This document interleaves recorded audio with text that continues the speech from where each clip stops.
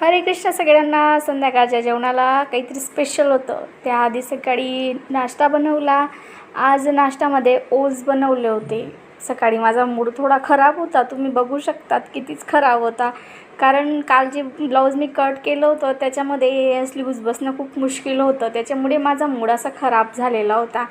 मग मध्येच मला रावनी दादांनी दिलेली सेल्फी स्टिक काढली. म्हणे बघ याच्यावर कसा व्हिडिओ होता तर बघ म्हणे. मग मी ती ट्राय केली, ती मला ओके ओके वाटली. त्यानंतर सकाळचं सगळं आवरून मी ब्लाऊज शिवायला घेतलं. मध्येच माझी ताई उठली आणि तिने असा काहीतरी घोळ केला होता, घरामध्ये सगळा पसारा करून टाकला होता. आणि ते बघून माझी खूप जीवावर येत होती. मी तुम्हाला बोलली की संध्याकाळी मला काय बनवायचं होतं. मला संध्याकाळी मशरूमची भाजी बनवायची होती. छान अशी मशरूमची भाजी बनवली होती.